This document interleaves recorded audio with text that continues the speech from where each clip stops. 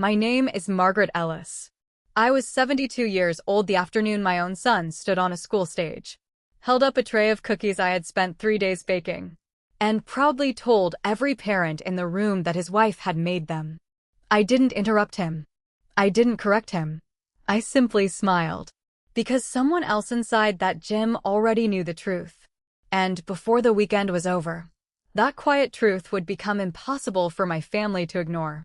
Welcome to Hidden Revenge Stories. If you've ever poured your heart into helping the people you love, only to watch someone else receive the applause, then you know the deepest wounds don't always come from strangers. Sometimes, they come wrapped in a smile from your own family. It started on a Tuesday evening. I was tying little blue ribbons around jars of homemade strawberry jam for my church's fall fundraiser when my phone rang. My son, David. The moment I answered, I could hear the urgency in his voice. "Mom, I need a huge favor." I laughed. "Those are usually the expensive ones." He chuckled. "You know Emma's elementary school is having its harvest fair this Saturday." I remember. They're raising money for a new playground. Exactly. There was a brief pause. Then he asked, "Do you think you could bake about 120 cookies?" I actually looked around my kitchen, as if another baker might be hiding there. 120? I know. It's a lot. But Melissa's been working 12-hour days. And Emma's class promised desserts. His words softened me immediately. I had spent 35 years working in an elementary school cafeteria. I'd watched generations of children grow up one lunch tray at a time. If a few dozen cookies helped build a playground, I wasn't going to say no. "When do you need them?" "Friday evening. So they're fresh." I smiled.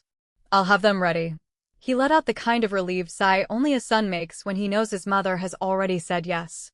Before realizing how much work she's accepted, I knew I could count on you. After we hung up, I walked into my pantry. Flour, butter, brown sugar, vanilla, chocolate chips, pecans. Everything was already there.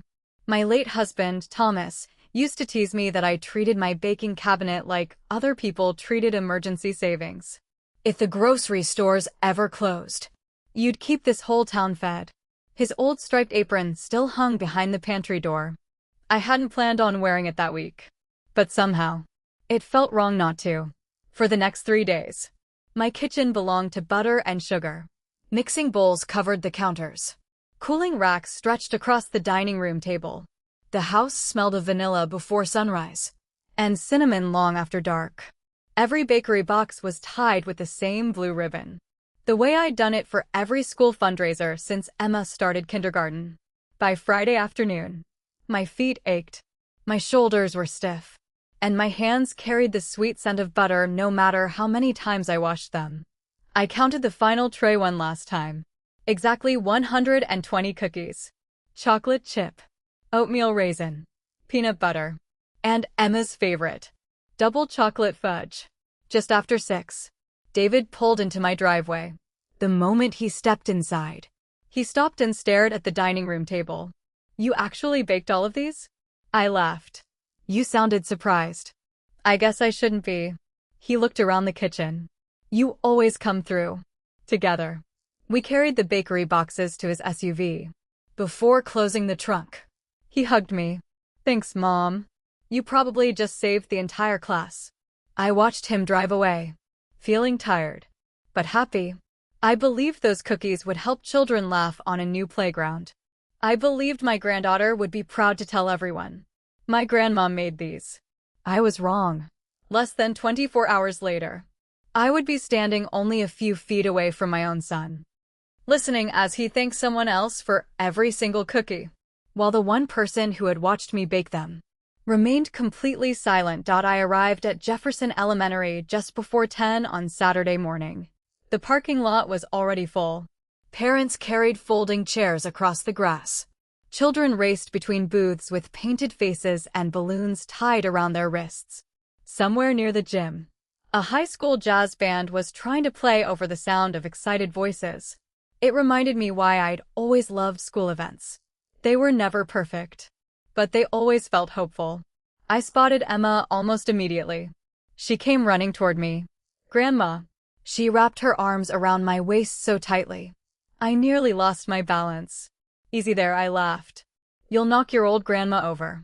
She looked up at me with a huge smile. I told everyone you were coming. I wouldn't miss it. Then she grabbed my hand. Come see the cookie table. For just a second, my heart swelled. I imagined watching her proudly tell people, my grandma baked all of these. Instead, the moment we reached the gym, something felt different. The cookie display sat in the center of the room. 3 long tables covered with white cloth. Every tray arranged perfectly. Colorful signs decorated the front. Parents were already stopping to admire them. I recognized every ribbon, every bakery box, every tray, even the tiny handwritten ingredient cards I'd stayed up making Friday night. They were mine, every single detail. But my name was nowhere. Emma suddenly let go of my hand. Oh, Dad's over there. She ran toward David and Melissa. I followed more slowly. Melissa looked beautiful. She wore a school volunteer apron with a bright yellow name tag. David was helping arrange raffle tickets beside the stage. When he noticed me, he smiled. Mom, you made it. I said I would. He hugged me quickly, then looked toward the cookie table. Everything looks amazing. I smiled. I'm glad they traveled well. Before he could answer, the school principal stepped onto the stage. She tapped the microphone twice. Good morning, everyone. We'd like to begin by recognizing a few families who went above and beyond to make today's fundraiser possible. Parents gathered closer. Children found seats on the floor. David glanced at Melissa. You ready? She looked nervous. I guess. Ready? For what? The principal continued. Our 5th grade class needed someone willing to prepare more than 100 cookies for today's bake sale. A few parents murmured. 120, actually, someone whispered nearby. The principal smiled. And thanks to one incredible parent, they were finished with time to spare. Applause began spreading through the gym. David stepped onto the stage. My stomach tightened. He took the microphone. I just want everyone to know. My wife, Melissa, spent the last few days baking every single one of these cookies herself. The applause grew louder. People turned toward Melissa. Some even stood. A mother behind me leaned over to her friend. 120 cookies? I barely managed 2 dozen. Another laughed. She deserves that trophy already. Melissa slowly walked onto the stage. She looked uncomfortable. Very uncomfortable. David wrapped an arm around her shoulders. I'm so proud of her. The gym erupted again. I stood there, only 15 feet away, looking at trays I had baked, boxes I had packed, ribbons I had tied, while complete strangers applauded someone else. For a moment, I wondered if I should say something, not to embarrass anyone, just correct the mistake. But before I could move, I noticed someone standing beside the cookie table. Mrs. Evelyn Parker, the school cafeteria manager. She wasn't clapping. She wasn't smiling. She was looking directly at me. Then, she slowly lowered her eyes to the blue ribbons tied around every bakery box. The same ribbons she had watched me tie less than 18 hours earlier. Our eyes met. She didn't say a word. She didn't need to, because in that silent moment, I realized something. I wasn't the only person in that gym who knew exactly who had baked those cookies for the rest of the ceremony. I barely heard a word. Children laughed. Parents applauded. Someone won a raffle basket. Someone else announced the pie auction. Everything around me continued as though nothing unusual had happened. But I couldn't stop staring at those cookies. Every chocolate chip, every blue ribbon, every little ingredient card written in my own handwriting. Only one thing had disappeared. Me. I quietly stepped away from the crowd. Not because I was angry. Because I suddenly felt out of place. After 35 years working in schools, I'd learned something important. Children notice everything. Adults usually notice only what they're expecting to see. I didn't want Emma remembering her grandmother causing a scene. She deserved a happy Saturday, not an argument. So I walked toward the coffee station near the back of the gym. An older volunteer smiled as she handed me a paper cup. Beautiful day, isn't it? It is. I answered, even though my voice sounded different to my own ears. I found an empty chair against the wall. From there, I could still see the cookie table. Parents kept stopping, buying boxes, complimenting Melissa, taking photographs. Each smile felt like another tiny piece of my work drifting farther away. Then someone sat beside me. Mrs. Evelyn Parker. She had managed Jefferson Elementary's cafeteria for almost 20 years. Before retiring, I'd worked with her during dozens of holiday lunches and fundraising events. She placed her coffee on the floor. I was hoping you'd come today. I smiled politely. I wouldn't miss Emma's school fair. She studied my face for a moment. You look like you're trying very hard to be happy. I laughed quietly. I suppose I am. Neither of us said anything. Mrs. Parker finally reached into her apron pocket. She pulled out one of the ingredient cards. You know, I almost corrected someone. I looked at her. What stopped you? She sighed. I wasn't sure whether you wanted me to. That surprised me. I hadn't thought that far. I figured. She smiled gently. You've always been the kind of person who protects everyone else's feelings first. She wasn't wrong. It had been true my entire life. Sometimes. Too true. Across the gym, I watched David laughing with another group of parents. He looked proud, comfortable, as though nothing about the morning felt dishonest. Melissa stood beside him. She accepted another compliment, then another. Every single time, she smiled politely. But something about those smiles caught my attention. They never reached her eyes. Mrs. Parker noticed it too. She's uncomfortable. You think so? I know so. Why? Because guilty people clap. What? They clap louder than anyone. They smile bigger. They try too hard. But your daughter-in-law. Mrs. Parker looked toward the stage. Keeps looking at you. I hadn't noticed before. Now I did. Every few minutes. Melissa's eyes searched the crowd. Until they found me. Then, almost immediately, she looked away. Not once. Not twice. Again. And again. As though she wanted to come over. But couldn't. Just then, a little boy walked up to the cookie table holding $2 in his hand. I want the chocolate ones. His mother smiled. The lady who baked these must be amazing. David answered before anyone else could. My wife hardly slept all week. The mother looked at Melissa with admiration. That's incredible. Melissa opened her mouth.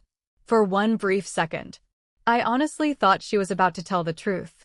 Instead, she simply whispered, "Thank you." Mrs. Parker slowly stood. "I'll be right back." "Where are you going?" She smiled. "To check something." I watched her walk toward the cookie display. She wasn't looking at the cookies. She wasn't looking at David. She was looking at the small white ingredient cards I'd written Friday night. One by one, she picked them up. Read them carefully. Then her expression changed. She looked back at me from across the gym. This time, she didn't just recognize my ribbons. She had recognized something else. Something David had completely overlooked. And judging by the look on her face, it wasn't going to stay overlooked for much longer. Mrs. Parker didn't come back immediately. She remained at the cookie table for several minutes. Parents continued buying boxes. Children pointed excitedly at their favorite flavors. From where I was sitting, everything looked perfectly ordinary. But I knew Evelyn. She never examined something that carefully, unless she'd already noticed a problem. Finally, she returned. Only this time, she wasn't smiling. She sat beside me again. Placed one of the ingredient cards in my hand. Would you read this? I looked down. Chocolate chip cookies. Contains wheat, eggs, milk, vanilla, pecans. At the bottom, in neat blue ink, were two small letters. Emmy. I smiled faintly. I've done that for years. What does it mean? My initials. Margaret Ellis. Mrs. Parker nodded. I thought so. I turned the card over. Every ingredient card carried the same tiny initials. Not because I wanted credit. Because after retiring, several families in town had children with severe food allergies. Years ago, a little boy had eaten one of my pecan cookies without realizing what was inside. Thankfully, his teacher reacted quickly. After that, I promised myself every batch I baked for schools or churches would include detailed ingredient cards, along with my initials, so parents would know exactly who prepared them if they had questions. It had simply become a habit, one I never even thought about anymore. Mrs. Parker quietly said, "David never noticed them." No, he probably didn't. But someone else will. Before I could ask what she meant, a woman approached the cookie table carrying a clipboard. She wore a visitor badge and a white chef's coat embroidered with the logo of Cedar Rapids Culinary Guild. I recognized the name immediately. Every year, the guild judged the Harvest Fair baking competition. First prize came with a small scholarship donation for the winning classroom, and a feature in the town newspaper. Mrs. Parker leaned toward me. "That's Judge Reynolds." I watched the woman stop in front of Melissa. They shook hands. Then Judge Reynolds picked up one of the ingredient cards. She frowned slightly, turned it over, read it again. Then she looked directly at Melissa. I couldn't hear their conversation from where I sat, but I could read body language. Judge Reynolds asked a question. Melissa hesitated, then answered. The judge asked another. A longer pause this time. Melissa glanced across the gym, toward David. He immediately walked over. Now all three of them were talking. David smiled confidently. Melissa didn't. Judge Reynolds held up one of the ingredient cards again. She pointed to the initials. David shrugged, then laughed, as if it were nothing important. Mrs. Parker quietly whispered, "That's not what she's asking." "How do you know?" "Because I know Judge Reynolds. She never starts by asking who baked something. She starts by asking about the recipe." Across the room, Judge Reynolds picked up another cookie. She broke it in half, studied the texture, then asked Melissa something else. Melissa's smile faded completely. David answered for her. The judge listened politely, but she didn't write anything on her clipboard. Instead, she thanked them and walked away. Not toward the judging table, toward the cafeteria, toward us. Mrs. Parker stood. "I think it's time." "For what?" She smiled gently. "For someone to ask the right person." Judge Reynolds stopped in front of us. She smiled politely. "Good morning, Mrs. Parker stood first. "Good morning, Claire." The two women shook hands. Then Judge Reynolds turned toward me. "I'm sorry. I don't believe we've met." Mrs. Parker answered before I could. "This is Margaret Ellis." The judge smiled warmly.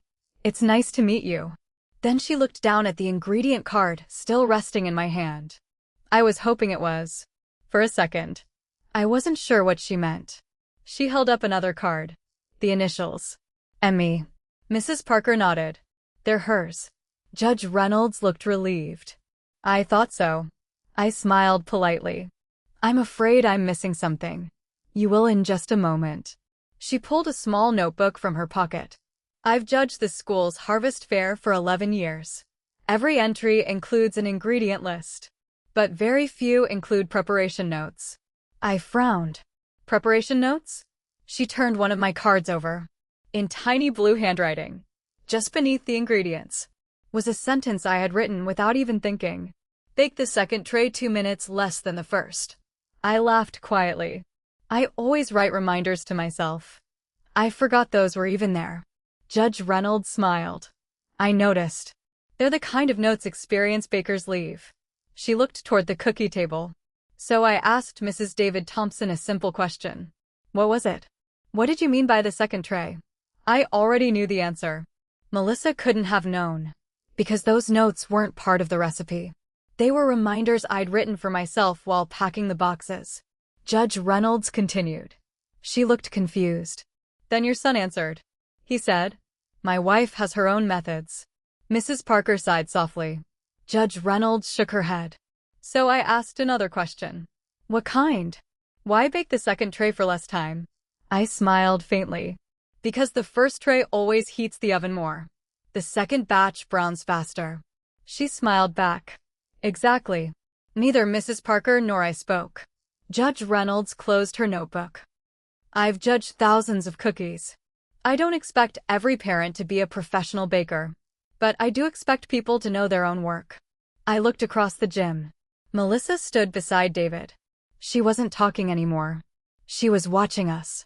Every few seconds, she glanced toward Judge Reynolds, then back at David. Her smile had completely disappeared. Judge Reynolds followed my eyes. I don't think she's a dishonest woman. That surprised me. You don't? She shook her head. No. I think she's trapped. Mrs. Parker quietly agreed. I was thinking the same thing. I felt my stomach tighten. What makes you say that? Judge Reynolds answered gently. Because every time I asked her a baking question, she looked at your son before answering. Not once. Every single time. As though she was waiting for permission. Waiting for him to decide what the truth should be. I looked at David. He was laughing with another parent. Completely relaxed. Completely confident. Certain no one would question the story he'd told. Judge Reynolds slipped the ingredient card back into my hand. I haven't announced the judging results yet. I looked at her. No? She smiled. Not yet. Why? Because before I decide who deserves recognition, I'd like to meet the person who actually baked the cookies. For the first time since arriving at the school, I felt something change. Not anger. Not satisfaction. Something quieter. Relief. Because for the first time that morning, someone wasn't asking who received the applause. They were asking who had truly earned it. I looked at Judge Reynolds for a long moment. I'm not sure that's necessary. She smiled kindly. I think it is. I glanced across the gym again. Parents were still buying cookies.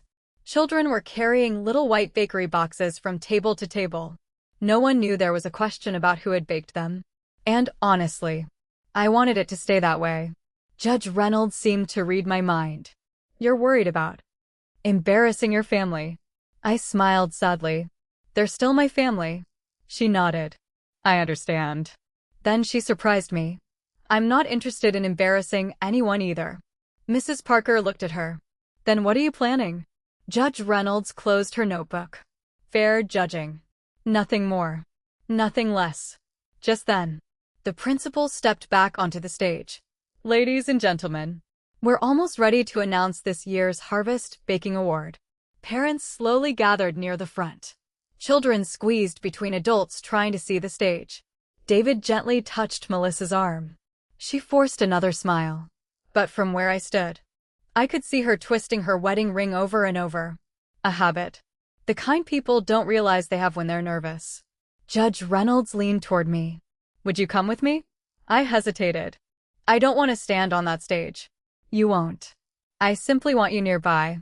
Mrs. Parker smiled. I'll come too. The three of us walked toward the front of the gym. Not onto the stage. Just beside it.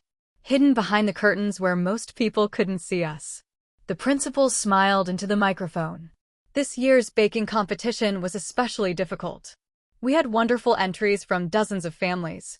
She held up a small envelope. And our guest judge has asked to say a few words before announcing the winner. Judge Reynolds stepped onto the stage. The applause was warm. She waited for the room to quiet. I've judged baking competitions for many years. And every year, I'm reminded that great baking isn't just about recipes. It's about patience. It's about experience. And, above all, it's about honesty. The last words seemed to linger in the room. I saw David straighten slightly. Melissa lowered her eyes. Judge Reynolds continued. During today's judging, I discovered something unusual. The room became noticeably quieter. One of the entries included detailed preparation notes. She held up one of my ingredient cards. Professional baking reminders. Along with the baker's initials. Parents leaned forward. Some whispered to each other. Judge Reynolds smiled gently. So before presenting this year's award, I asked a few questions. She looked toward Melissa. I asked about oven temperatures. I asked about baking times. And I asked why the second tray should bake 2 minutes less than the first. You could have heard a pin drop. Melissa's face had gone completely pale. David took one small step toward the stage, as if he wanted to interrupt. Judge Reynolds spoke before he could. I don't believe mistakes define people, but I do believe credit belongs with the person who earned it. She turned toward the audience. So today, I'd like everyone to meet the woman who actually baked the 120 cookies you've been enjoying. Every head in the gym turned. Not toward Melissa. Toward me. Mrs. Parker gently touched my arm. It's okay. For a moment, my feet refused to move. I had never wanted applause. I had never baked those cookies hoping anyone would know my name. But neither had I expected to disappear. Judge Reynolds smiled at me from the stage. Mrs. Margaret Ellis, would you please join me? The gym remained completely silent. I looked at David. His face had lost every trace of confidence. I looked at Melissa. Tears were already filling her eyes. Then, to my complete surprise, the very first person who started clapping wasn't Judge Reynolds. It wasn't Mrs. Parker. It wasn't even one of the parents. It was my 8-year-old granddaughter, Emma. She jumped to her feet, pointed straight at me, and shouted with the biggest smile on her face. That's my grandma. For a second, no one moved. Then another pair of hands began clapping. Mrs. Parker. Then Judge Reynolds. Then one parent. Then another. Within moments, the entire gym was filled with applause. Not the loud, excited applause that had greeted Melissa earlier. This one felt different, slower, more sincere. I walked toward the stage. Every step felt heavier than the last. Not because I was nervous, because I never imagined I'd be walking toward recognition for something I'd done simply out of love. Judge Reynolds met me at the steps. She extended her hand. Mrs. Ellis, thank you for reminding all of us what real craftsmanship looks like. I smiled. I was just helping my granddaughter. And that's exactly why this matters. She handed me the small crystal plaque for the Harvest Baking Award. I looked down at it. It wasn't large. It wasn't expensive. But engraved across the front were words that made my throat tighten. Awarded for outstanding baking and community spirit. Community spirit. That meant more to me than first place ever could. Judge Reynolds turned back to the microphone. I'd also like to clarify something. The applause faded. Mrs. Ellis never entered this competition herself. She baked these cookies because her granddaughter's class needed help. That generosity deserves to be recognized. More applause. Longer this time. I looked toward David. He wasn't clapping. He wasn't looking at me. He was staring at the floor. Melissa quietly stepped away from the crowd. Slowly, she walked toward the stage. Her eyes were already red. When she reached me, she didn't look at the audience. She looked only at me. I'm sorry. Her voice barely carried beyond the front row. So am I. She blinked. What do you mean? I'm sorry this happened. She immediately shook her head. No. I mean, I'm sorry I stood there. I searched her face. There wasn't any anger. Only shame. I should have stopped him. She glanced toward David. I should have told everyone the truth. I placed my hand gently over hers. You still can. She nodded. Then, without anyone asking her to, she turned toward the microphone. The gym became quiet again. David suddenly took a step forward. Melissa, she gently held up one hand. No. For the first time that morning. She wasn't waiting for him to speak. She was choosing her own words. She took a slow breath. I need to say something. The room fell completely silent. My mother-in-law baked every cookie you see here. She pointed toward the display tables. I didn't bake one. I didn't decorate the boxes. I didn't write the ingredient cards. I accepted compliments I didn't deserve. A few parents exchanged surprised looks. Others simply listened. Melissa continued. And that was wrong. She turned toward me. Margaret, you've treated me like a daughter since the day I married David. You've never once asked for recognition. And today, I took advantage of that. She wiped away a tear. I'm truly sorry. The silence that followed lasted only a few seconds. Then something happened that none of us expected. One of the mothers who had complimented Melissa earlier stood up. She smiled warmly. We're not clapping because someone made perfect cookies. She looked at me. We're clapping because someone spent 3 days helping children, without expecting anything in return. Another parent nodded. My grandmother was just like that. Then another voice. So was mine. Suddenly, the conversation wasn't about ribbons. or baking, or even the award. It became about every grandmother, every grandfather, every parent who had quietly carried a family on their shoulders without asking anyone to notice. I looked toward Emma. She was still smiling, still holding the little bakery box she'd bought with her own allowance. She carefully opened it, pulled out one chocolate chip cookie, walked over to me, and held it up. "Grandma, I saved the first one, so we could share it together." In that moment, the award in my hands didn't matter anymore. The applause didn't matter. The recognition didn't matter. Because the one person I'd baked those cookies for already knew exactly who they belonged to. The gym slowly returned to its cheerful noise. Children hurried back toward the game booths. Parents lined up at the bake sale again. The awkward moment had passed. But for my family, the day was only beginning. I was carrying the little crystal plaque back toward the cookie table when David quietly said, "Mom." His voice sounded different, smaller. "I need to talk to you." I nodded. "Let's go outside." We walked through the side doors into the school courtyard. The autumn air felt cool after the crowded gym. For nearly a minute, neither of us spoke. Finally, David broke the silence. "I don't know how this happened." I looked at him. "I do." He frowned. "No. I never planned to hurt you." "I believe that." He seemed surprised by my answer. "You do?" "Yes. But people don't have to plan something for it to hurt." He lowered his head. "I just thought everyone would assume Melissa made them." "And why would they assume that?" He hesitated. "Because she's Emma's mom." I waited. "There has to be more than that." He sighed. "There is." He rubbed his forehead. "Melissa's company announced layoffs last month." I hadn't known. "She didn't tell you?" "No. She didn't want anyone worrying." He looked toward the playground. "She's been trying so hard lately to feel like she's good enough. So when the school asked for volunteers, she wanted to prove she could do something special." I listened quietly. "But she didn't have time." "No. So you called me." "Yes." And somewhere between Tuesday and Saturday, the favor became her accomplishment. He closed his eyes. "Yes." It was the first completely honest answer he'd given all day. I told myself it wasn't really lying. I thought, "You wouldn't care." I smiled sadly. "You've said that twice today." "I know. And both times, you were wrong."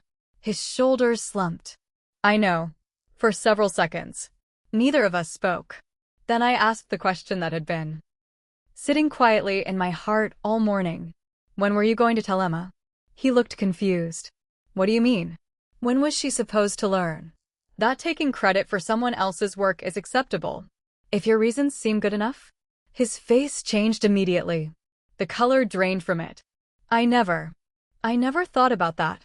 "I know. That's what frightens me. Because children rarely become who we tell them to be. They become who they watch us become." David sat down on a wooden bench.